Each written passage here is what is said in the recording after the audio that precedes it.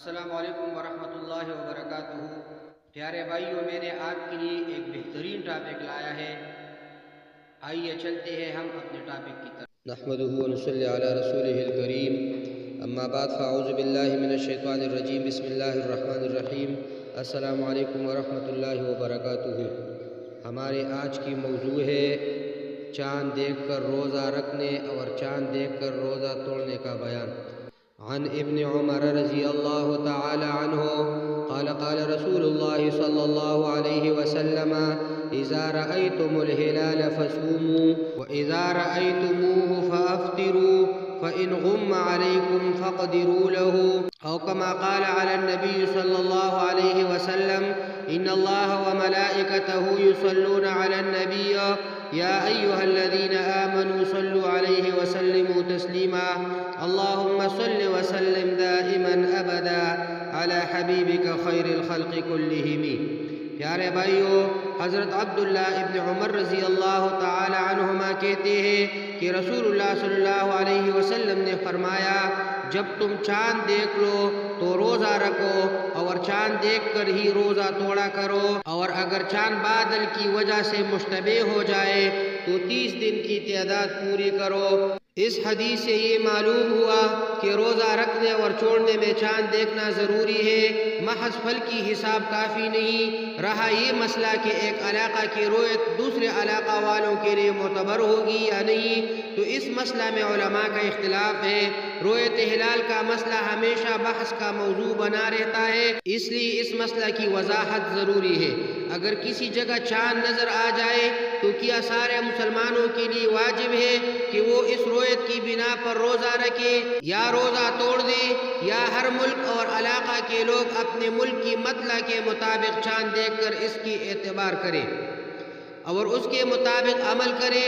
Number 1، جمہور اہل علم جن میں امام ابو حنیفہ رحمہ اللہ اور امام احمد ابن حنبل رحمہ اللہ بھی داخل ہیں، ان کے نزدیک اگر ایک شہر میں چاند نکل آئے تو ہر جگہ کے لوگ اس کے مطابق روزہ رکھیں اور چھوڑیں۔ ایک علاقے کی رویت دوسرے علاقے کے لیے کافی ہوگی، اس لیے کہ حدیث میں وارد سومو اور افطرو کا حکم عام ہے، اس کے مخاطب دنیا کے تمام مسلمان ہیں۔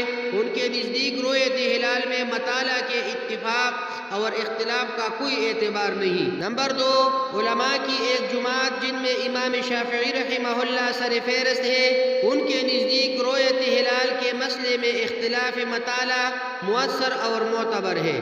زیر نظر حدیث میں جو حکم ہے وہ ان لوگوں کے لیے جن کی یہاں ہلال نظر آ گیا ہے، لیکن جہاں چاند نظر ہی نہیں آیا تو ان کے لیے یہ حکم اس وقت مؤثر ہوگا جب چاند نظر آئے جائے گا، جیسے صوم و صلاۃ کے اوقات میں ہر جگہ کی طلوع اور غروب کا اعتبار ہے، ایسے ہی چاند کی رویت میں بھی اختلاف مطالعہ مؤثر ہے۔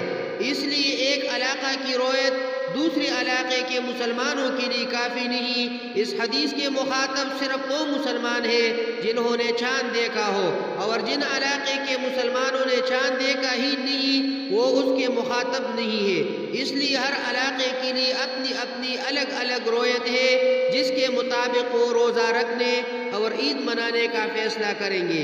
شیخ الاسلام ابن تیمیہ کہتے ہیں، اہل علم کا اس مسئلے پر اتفاق ہے کہ مطالعہ مختلف ہوتے ہیں۔ اگر مطلع ایک ہو تو روزہ لازمی طور پر رکھنا ہوگا، ورنہ اختلاف مطالعہ کی صورت میں روزہ رکھنا ضروری نہیں ہوگا۔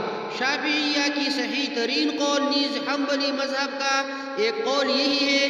اس عقلی دلیل کے ساتھ اختلاف مطالعہ کے مؤثر ہونے کی نقلی دلیل صحیح مسلم میں آئی ہے۔ قریب کہتے ہیں کہ میں شام آیا اور جمعہ کی رات میں رمضان کا چاند دیکھا، آخری مہینے میں واپس مدینہ آیا تو مجھ سے ابن عباس رضی اللہ تعالی عنہما نے پوچھا، تم لوگوں نے شام میں کب چاند دیکھا؟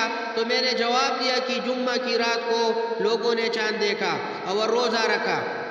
ابن عباس رضی اللہ تعالی عنہما نے کہا ہم لوگوں نے مدینہ میں ہفتہ کی رات کو چاند دیکھا ہے، ہم چاند دیکھ کر روزہ توڑیں گے یا 30 دن پورا کریں گے، اس لیے کہ رسول اکرم صلی اللہ علیہ وسلم نے ہمیں ایسے ہی حکم دیا ہے۔ امام ترمذی فرماتے ہیں کہ اہل علم کا عمل اس حدیث پر ہے۔ اس قصے سے یہ بات واضح ہے کہ ابن عباس رضی اللہ تعالی عنہما نے شام والوں کی روایت کا اعتبار نہیں کیا بلکہ مدینہ والوں کی روایت کو معتبر مانا۔ اس مذہب کے قائلین اختلاف مطالعہ کو جو کہ ایک حقیقت ہے رویت ہلال کی مسئلہ میں معتبر مانتے ہیں۔ امت میں اس سلسلے میں شروع سے اختلاف چلا آ رہا ہے جس کی بنیاد حدیث کے ساتھ ساتھ اختلاف مطالعہ کو معتبر ماننا بھی ہے۔ کتاب الزلال کی مؤلف فرماتے ہیں یہ بات یقینی طور پر جان لینی چاہیے، صحیح بات جس پر محقق علماء حدیث و اہل نظر اور فلکیات کے ماہرین کا اتفاق ہے کہ رویت ہلال میں دیکھا جائے گا کہ جس جگہ رویت ہوئی ہے وہاں سے 2226 کلومیٹر کے درمیان کی دوری کا حکم اتحاد مطالعہ کی وجہ سے روزہ رکھنے اور توڑنے میں یکساں ہوگا، اور اگر اس سے زیادہ مسافت ہوگی تو اس کا اعتبار صحیح نہیں ہوگا، اور ہر علاقے کا حکم اس کے مطلع کے اختلاف کے مطابق ہوگا، چاہے یہ دوری مشرق و مغرب کی ہو یا شمال و جنوب کی، اور چاہے یہ ایک ملک میں ہو یا ایک اقلیم میں ہو۔ یہ شرعی دلائل اور فلکیات حساب کے موافق ہے اور اس سے سارے اشکالات ختم ہو جاتے ہیں۔ واللہ اعلم۔ رویت ہلال سے متعلق سعودی عرب کی کبار علماء کے بورڈ کے متفق علیہ فتویٰ کا خلاصہ درج ذیل ہے۔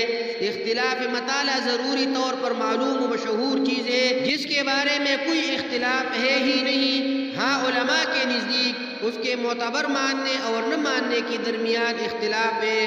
اختلاف مطالعہ کو رویت ہلال کے سلسلے میں مؤثر و معتبر ماننا اور نہ ماننا ان مسائل میں سے ہے جن میں اجتہاد کی گنجائش ہے۔ معتبر اہل علم اور اہل دین کی یہاں اس میں اختلاف رہا ہے اور یہ جائز قسم کا اختلاف ہے۔ اہل علم کی اس میں دو رائے ہیں، ایک گروہ اختلاف مطالعہ کو مؤثر مانتا ہے اور دوسرے گروہ کے یہاں اختلاف مطالعہ کا اعتبار نہیں ہے۔ ہر فریق کا اپنا اپنا استدلال ہے۔ علماء بورڈ نے اس مسئلے کے مختلف گوشوں پر غور و خوض کر کے اور یہ مان کر یہ مسئلہ 1400 سال سے امت میں موجود ہے، اس رائے کا اظہار کیا کہ ان گزشتہ صدیوں میں ہمیں کسی ایسے زمانے کا علم نہیں ہے جس میں ایک شہر کی رویت کی بنا پر سب لوگوں نے ایک دن ہی عید منائی ہے، اس لیے بورڈ کے ممبران کا فیصلہ یہ ہے کہ یہ مسئلہ جیسے ہے ویسے ہی رہنے دیا جائے۔ ہر اسلامی ملک کو اس بات کا حق ہے کہ ان دونوں میں سے ان کے علماء و فقہا جس رائے کے مطابق فتویٰ دے اس کے مطابق عمل کیا جائے۔ رہ گیا چاند کا ثبوت فلکیاتی حساب سے تو علماء بورڈ اسے بالاجماع غیر معتبر مانتا ہے۔ واللہ اعلم۔ اقول قولی ھذا استغفر اللہ لی ولکم ولسائر المسلمین۔